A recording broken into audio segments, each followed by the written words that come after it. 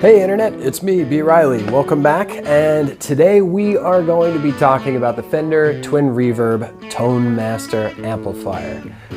Why it's good, why it's bad, and why it might be the last Fender amp you ever want or need until you need another one.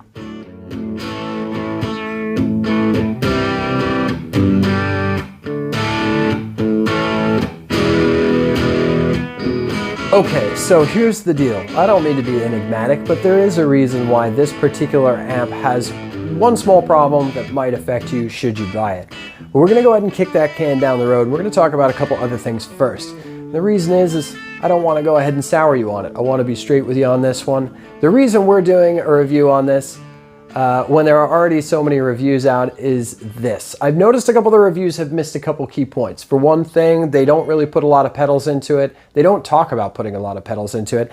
And they don't really change up the tone too much. It's usually a guy with a Strat, he plugs into it, he plays a couple of really fancy jazzy chords, and then you're kind of done.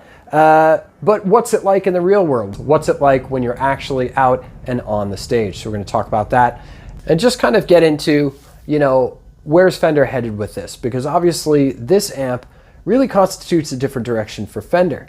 This is them finally putting the Twin Reverb name on a digital amp. This is them finally stepping forward and accepting that the technology is both good and developed enough to be able to wear that moniker. Now granted, that thing's still got a little Tonemaster tag on the bottom right, but they do apparently have faith in this stuff enough to put that on there, because names like Vibrolux, Twin Reverb, Deluxe Reverb, Super Reverb, Bandmaster, those are names that Fender does not typically throw at products easily. And the reason is that they understand that that is a sub-brand that has a cachet to it, a built-in audience, clientele that constantly buys it, so they don't want to mess with that. And I can't blame them, because, you know, they're in the business to make money. But in that way, it does constitute a really big step for Fender. They've finally stepped forward. So let's go ahead and have a look at this thing. Tone, first off, the tone of this amp, I ain't gonna lie to you. I'm gonna be real simple. It's really good. It sounds just like a Twin Reverb.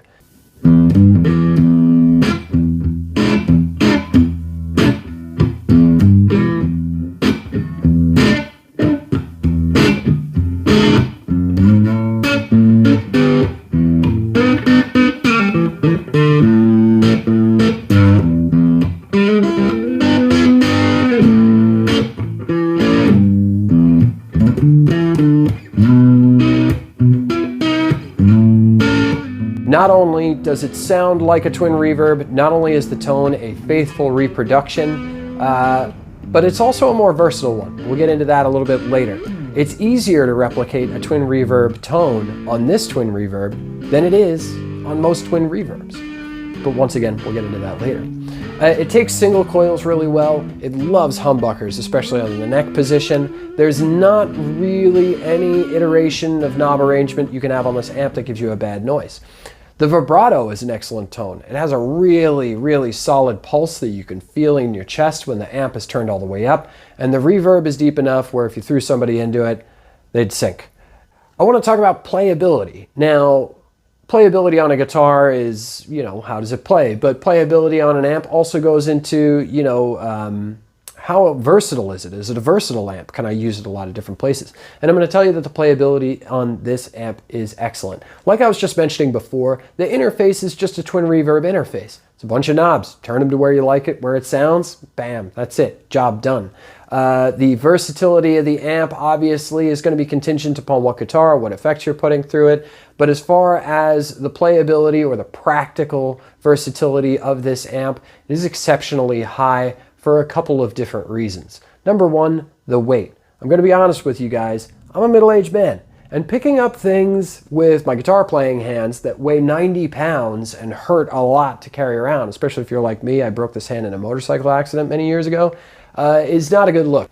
Another thing about the versatility of this amp is that it has a switchable wattage platform. Now, if you saw our review on the Origin 50, you'll remember me saying that the switchable wattage on the Origin 50 was good, it was encouraging, it was great, it was a good step. I think every amp should have it. But when you had it on the lowest setting, it wasn't quiet enough to play in a bedroom or a living room. So it kind of became a moot point. It was too quiet on that setting to use in a studio, but too loud in a bedroom setting to just be able to play comfortably without pissing off your neighbors. So the Origin 50 on that lost out. The twin reverb is way better. When you knock this thing down to 1 watt, you can have volume on 5, 6, or 7 in your living room if you have carpet, maybe 4 or 5 if you have hardwood floors, and you can listen comfortably. And when you load the amp up to 5 or 6, you can really hear the power amp starting to strain. It is a very convincing emulation of an overdriven amp. The characteristics change only slightly. There's not excessive compression, but the response is excellent. It's got great bell tones, and it's just happy to be louder than hell. Steppable wattage for me is, I kind of equate it to gears on a bicycle. If you're pedaling an old beach cruiser, you're pedaling faster or slower, and that's it. And there is a specific spot where on that day, you're going to be comfortable at a certain speed.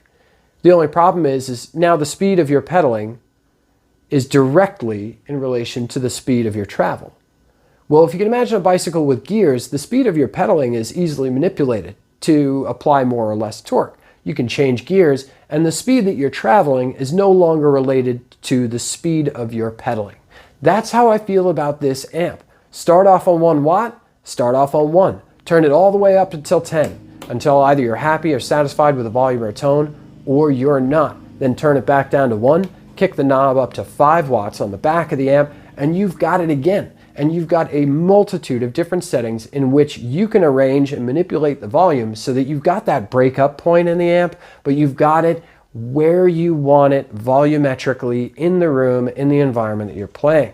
This is a big part of my draw to this amp because it means that I can use this without fatiguing my ears, but I still get that broken up tone like my old 65 Bandmaster where you had it up around 7 or 8 and it just gave you a magic sound.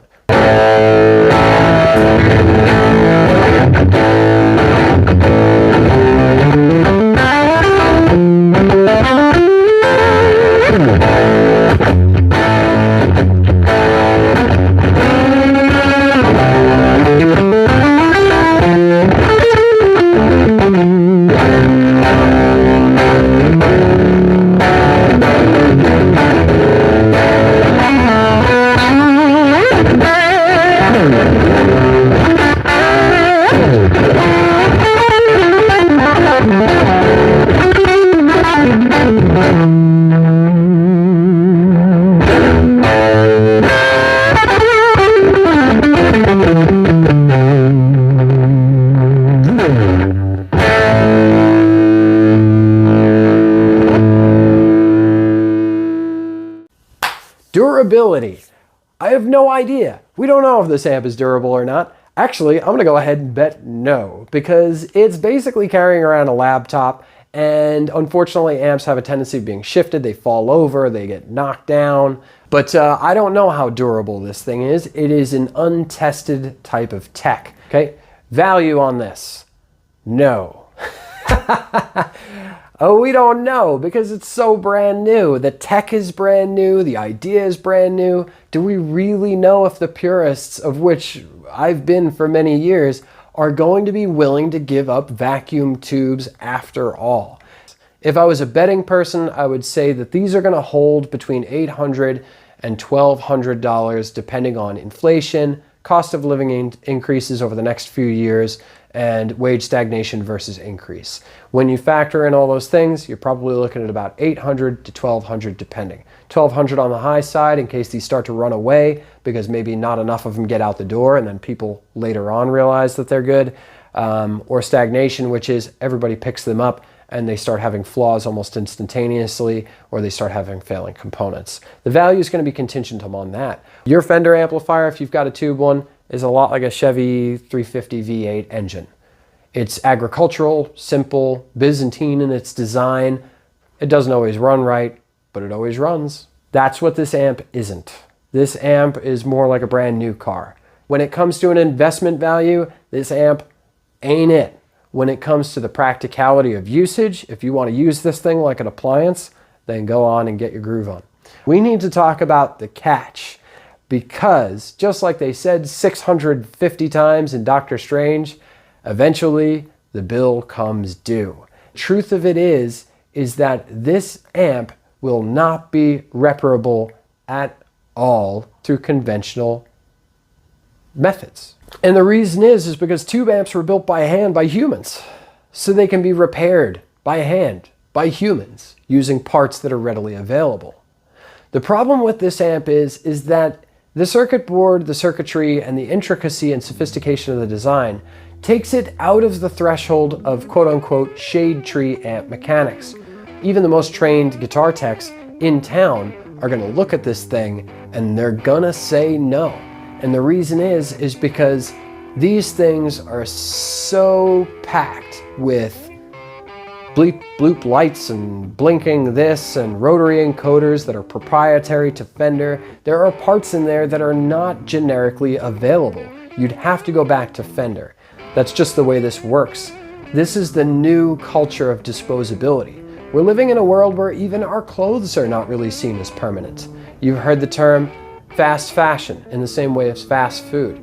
Things are developed and produced to last a predetermined series of years, and then after those years they're considered a wear item and they are disposed of. Now you can do a lot of different things to create longevity into that timeline and keep it lasting forever, but it is going to require a more deliberate effort than say if you just had a standard tube twin reverb.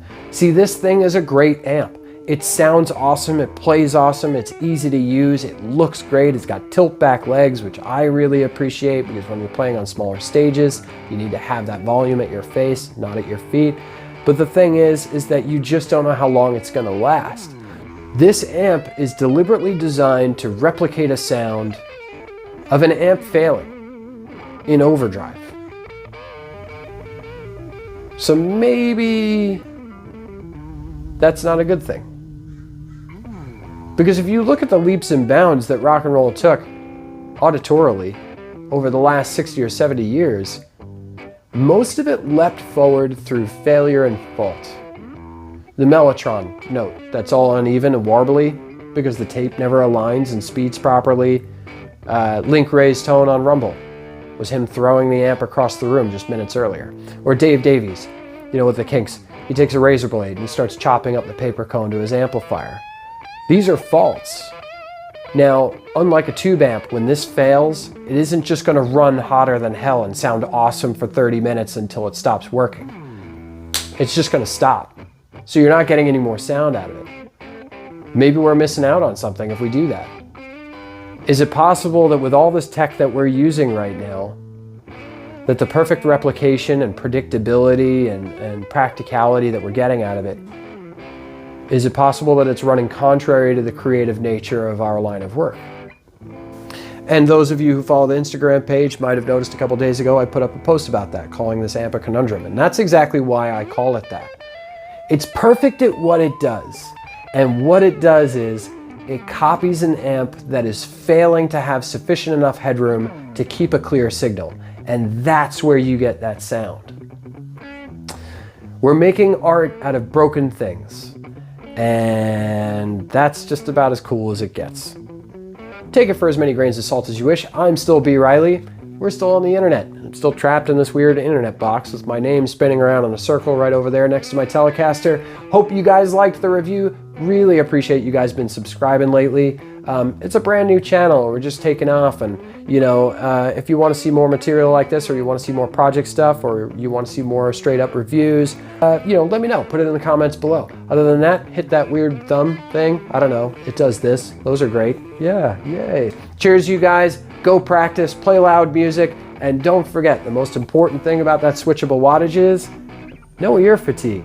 Get to play longer, get to play more guitar, get to make more art, get to make more music, get to leave it behind you with a nice steady trail of all the stuff that inspired you and then the things that you created while you were inspired. Have a beautiful week. I'll see you next time.